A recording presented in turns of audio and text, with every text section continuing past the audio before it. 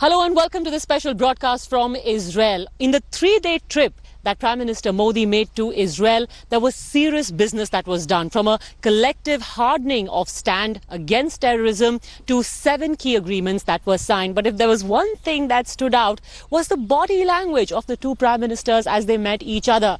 Many are calling it the latest bromance on the block. That and much more coming up ahead on this power-packed show. I'm Padmaja Joshi. Let's get started. We're alive. We're here on the beach. Two friends, India, Israel. आपका स्वागत है मेरे दोस्त. No one told you life was gonna be this way. Your job's a joke, you broke. Your love life's the away. It's like you're always stuck in seconds. It's a very, very simple way. I'm sure this is a unique product. Even your year, but I'll be there for you. I'll be there for you, 'cause you're there for me too.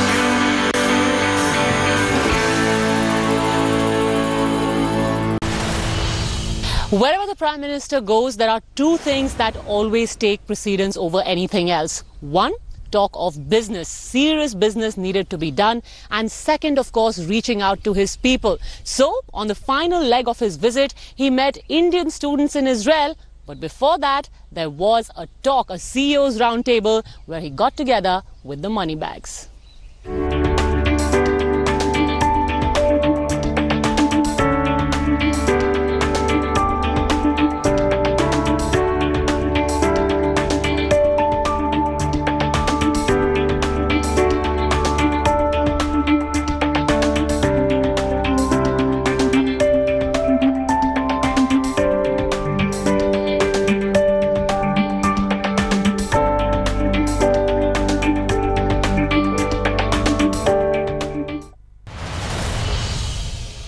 It is a battle that is still spoken of in the textbooks in Israel. We're talking about the Battle for Haifa, where the city was captured from the Ottoman Empire by brave Indian soldiers. The first Prime Minister, the first Indian Prime Minister to come to Israel, did not end his trip without paying tribute to those braves who made their supreme sacrifice in Israel. We're alive. We're here on the beach. Two friends, India, Israel, and we went on a jeep. Bonding by the beach, sharing laughs. After all, it shouldn't be all work, no play. On the last day of his visit, Prime Minister Narendra Modi and his Israeli counterpart Benjamin Netanyahu spent the afternoon at the Olga beach. Prime Minister Modi left Jerusalem for Haifa on the last day of his Israel visit. As soon as the Modi-Netanyahu duo landed in Haifa, it was yet another glimpse into their budding friendship. The Israeli Prime Minister paving way for Prime Minister Modi to meet the pilot. The two then visited the Haifa cemetery to pay homage to Indian soldiers who were killed during World War I.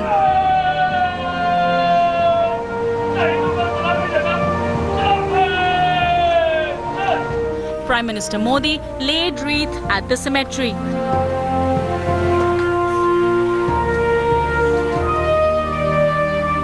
And unveiled a plaque commemorating Major Dalpat Singh, a World War I hero.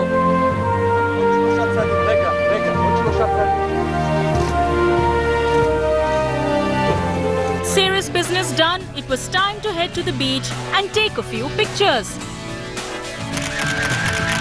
Next on the agenda, a desalination plant, where Prime Minister Modi viewed a demo of the technology pioneered by Israel for desalination of seawater.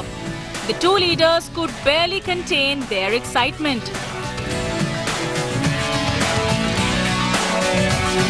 We're alive. We're here on the beach. Two friends, India, Israel, and we went on a jeep. But it's a choo-choo jeep. Prime Minister, it's a pleasure to have you. I'm very, very thankful to Bibi because the vehicle which I saw today, particularly in the natural calamity, when people are suffering for the drinking water, this is the very unique type of vehicle which can provide a drinking water and how to do the process. It's a very, very simple way. I'm sure this is a unique product. Hugs, handshakes, cheers. Prime Minister Narendra Modi's historic visit to Israel will be an affair to remember for years to come. With Padmaja Joshi in Jerusalem, Bureau Report, India Today. When the Prime Minister visited the Haifa Memorial, he laid a wreath on the graves of the Indian soldiers who lie there. But what is the significance of this city and this battle, this conquest, and how did it sow the seeds for the friendship between India and Israel?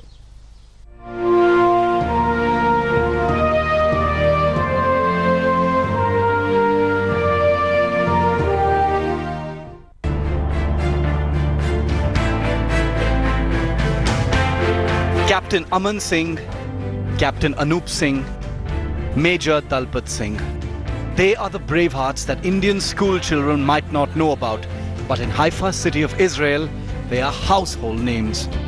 The war they fought on the 23rd of September 1918, known in history as the Battle of Haifa, is considered as one of the bravely contested battles of the First World War.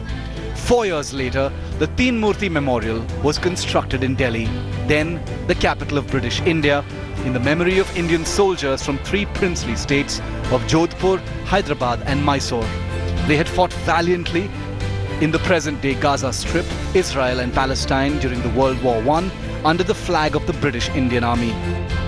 It was possibly, if I remember right, the last cavalry charge anywhere on earth against well-defended bunkers of the Turks and various other allies, and the show put up by the Indian 15th Imperial Brigade that fought over there, Mysore Lancers, Hyderabad Lancers and Jodhpur Lancers. This is one last successful horse cavalry actions because one of the main lessons of World War I was that horse cavalry is no longer relevant on the battlefield as a weapon of offense, primarily because of trench warfare, introduction of the machine gun, advances in artillery, and the introduction of barbed wire. The Israeli port city of Haifa was a strategic supply base because of its rail and sea connectivity. The Allied forces had plans to annex Nazareth and Damascus in present-day Israel and Syria. Haifa was a crucial base to capture in this plan. On the 23rd of September 1918, the 15th Imperial Service Cavalry Brigade, comprising Lancers from the regiments of princely states of Jodhpur and Mysore, inflicted heavy assault on positions held by Ottoman Turks in and around the city of Haifa. The Indian soldiers were armed only with lances and swords, while the Turks had advanced artillery and machine guns.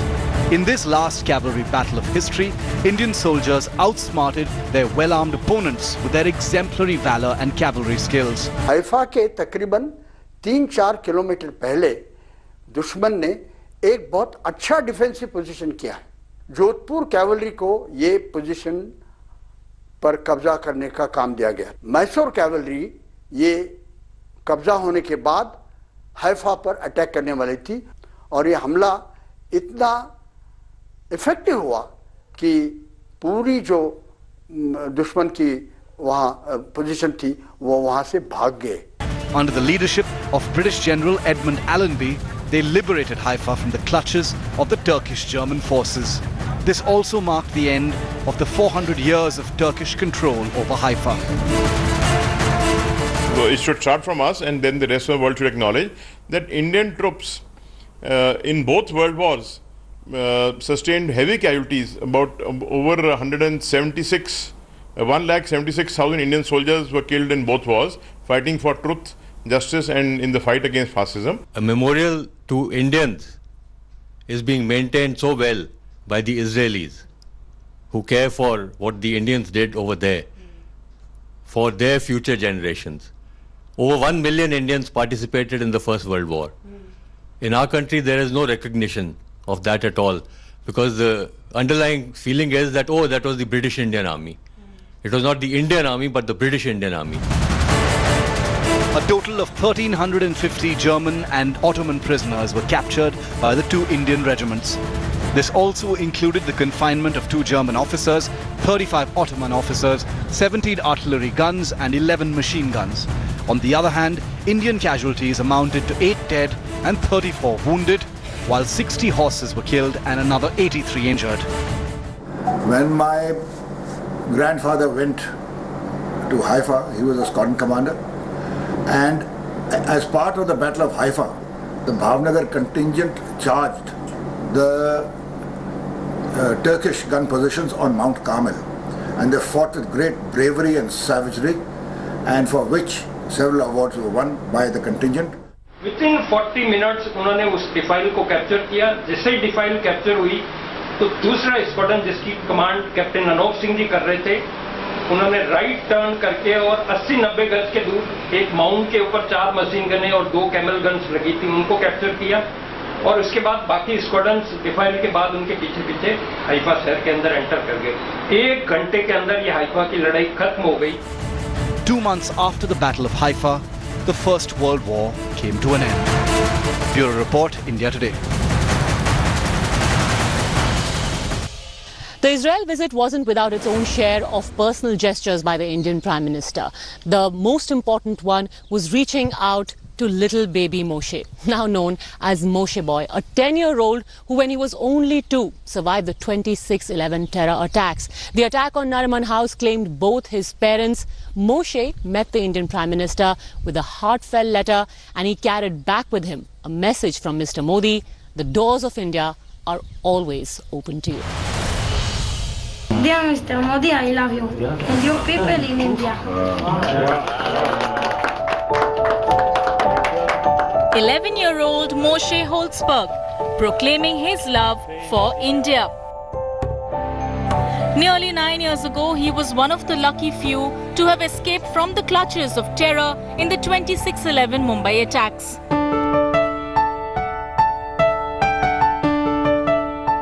This heart-wrenching image from November 2008 of 2-year-old baby Moshe clutched tightly by his savior nanny is imprinted on everybody's mind. Moshe, the child of Gabriel Holzberg and Rivka, the then rabbi of Chabad House, and his wife, managed to escape from Nariman House in downtown Kolaba, saved by his daring nanny Sandra Samuels. Unfortunately, his parents weren't that lucky.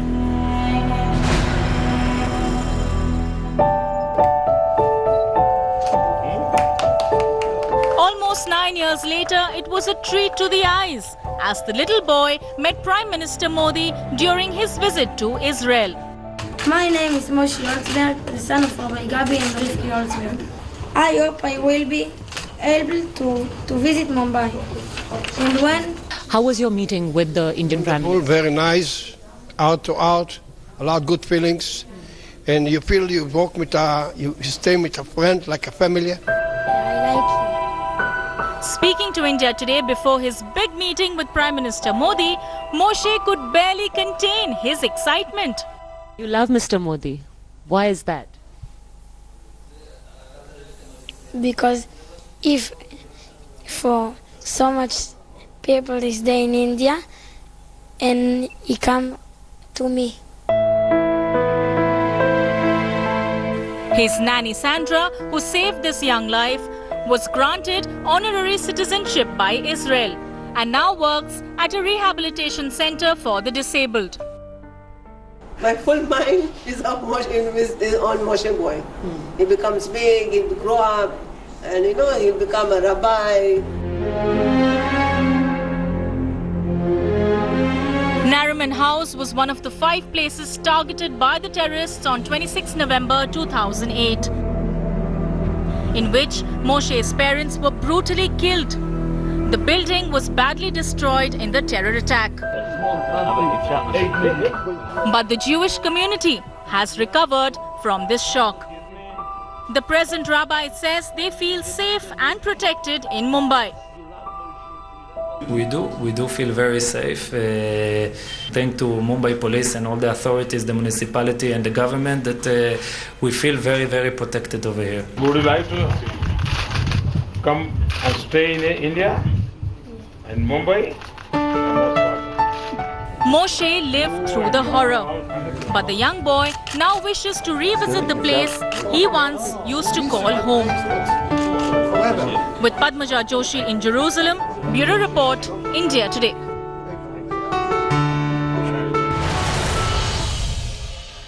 With the Prime Minister on foreign soil, it's but natural that a meeting with the diaspora had to happen. But there are two kinds of people who are waiting for Mr. Modi here in Israel. Those who have come to this country recently for work and those who have been here for several decades. Jews who have left India and settled in Israel, but in their heart, they still think they remain Indian. Shalom Alaikum. Prime Minister Modi's signature event. 70 वर्षों में पहली बार. A meet and greet with the Indian diaspora. This time in Israel's Jerusalem. किसी भारतीय प्रधानमंत्री का आना. The first ever trip by an Indian Prime Minister to the country. बहुत करीबी व्यक्ति से बहुत दिन बाद मिलते हैं तो पहला रिएक्शन होता है बहुत दिन हुए मुलाकात. The excitement was palpable. I feel Indian inside. In my heart, I feel Indian. I love Israel. Come. I love Urdu. I said to thank you. You take too much time to come here, but in the end you come. Thank you so much, PM Narendra Modi. Man of the moment arrived, accompanied by his new best friend.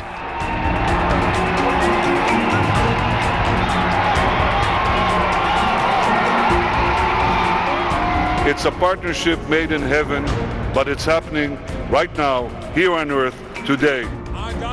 Finally, Prime Minister Modi spoke, apologetic for taking so long in coming to the nation and making up for it with major initiatives. जो रिश्ते दिल से जुड़े हो वो किसी कागज या कार्ड के ऊपर निर्भर नहीं हो. Prime Minister Modi's visit has been a watershed moment, not just in India-Israel ties, but India's foreign policy on the whole. And more importantly, for the Indian community in Israel. With Padmaja Joshi in Tel Aviv, Israel, Bureau Report, India Today. If Prime Minister Modi's Israel trip had its moments, the first and the one that stood out the most was the kind of welcome, the kind of reception that he got when he landed in Israel. He was welcomed at the airport by none other than his Israeli counterpart, Benjamin Netanyahu, who was there to tell him, "Aapka swagat hai, mere dost." Shalom. Oh, what a great honor. Great day. Historic day. Welcome, my friend.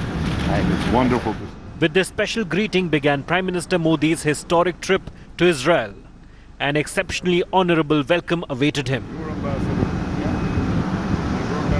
With the Israeli Prime Minister and his entire cabinet present to receive PM Modi. The two world leaders met as old friends, showering praise on each other. My friend Prime Minister Narendra Modi, welcome to Israel. Aapka swagat hai, mere dost. Ladies and gentlemen, Shalom, Leklam, Anisemia Mayot, Lehiyat Po. The people of Israel. PM Modi, while citing the threat of terrorism, made a sentimental reference to Benjamin Netanyahu's older brother, martyred in an anti-terror operation. Exactly 41 years since Operation Entebbe, the day when your Prime Minister and my friend Bibi lost his elder brother Yoni while saving the lives of so many Israel hostages.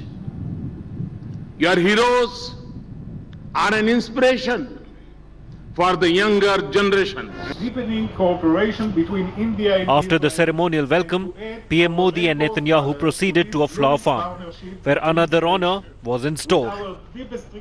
A special variety of chrysanthemums named after Narendra Modi.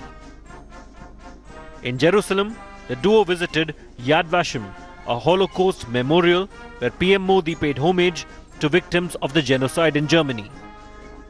We must resolutely oppose the evils of terrorism, radicalism, and violence that plague our time. We also face common challenges, and the first of it is to defeat the forces of terror that rampage through the world and threaten both our countries. The two nations cemented ties, the foundation of which was laid 25 years ago. And as the Israeli PM put it, even the sky is not the limit when India and Israel unite. With Padmaja Joshi in Jerusalem, Bureau Report, India Today. And so Mr. Modi's three-day trip to Israel has drawn to a close. We also have to end our special broadcast now. But before we go, we leave you with the key highlight of this visit. We're talking about the Modi-Netanyahu Bhaichara. Thanks very much for watching, and it's time for me from Israel to say Shalom.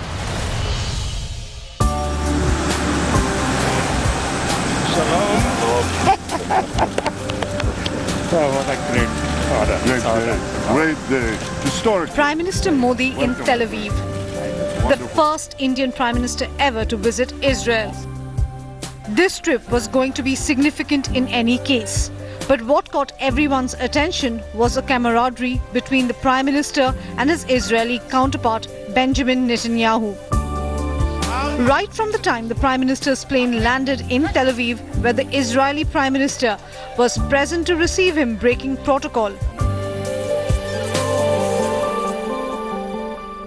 आपका स्वागत है मेरे दोस्त. Shalom, Leklam, Anisemia Mayod, Lehiat Po. I want to thank my friend, Prime Minister Netanyahu, for the invitation. This blooming friendship between dear friends Modi and Netanyahu was further strengthened when a variety of the chrysanthemum flower was named after Prime Minister Modi. But the highlight of this Israel trip has been the hugs. From day one to day two, different settings, but it all began and ended on a similar note. It is, after all, a marriage made in heaven. The Israeli Prime Minister said so himself. It's a partnership made in heaven, but it's happening right now, here on earth, today. Welcome, Prime Minister Modi, my dear friend. Welcome to Israel.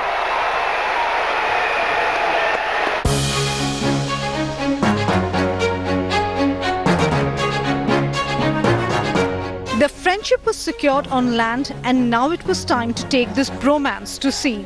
And Prime Minister Modi and Prime Minister Netanyahu did just that on the last day of Prime Minister Modi's visit.